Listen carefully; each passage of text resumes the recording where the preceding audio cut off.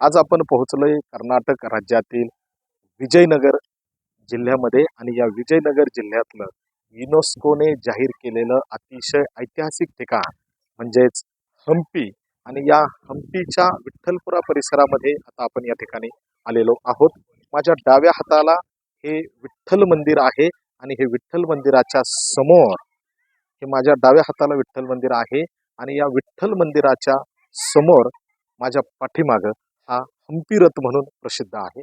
तर या हम्पी रथाचे आपण काय वैशिष्ट्य आहे हे या ठिकाणी बघणार आहोत.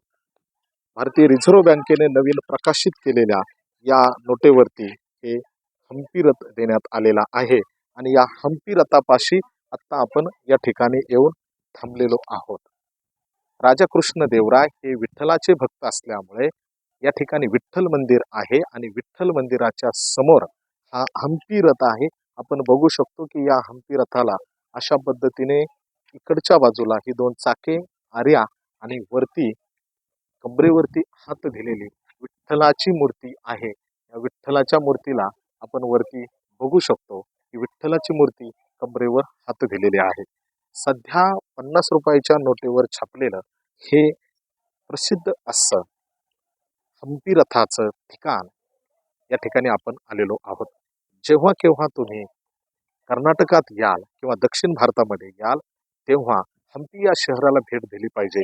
माझ्या पाठीमागे बघू शकतो की अतिशय सुरेख असा हिंदू संस्कृतीचं जतन करणारा परिसर आहे. आजूबाजूला अनेक सभामंडप आहेत.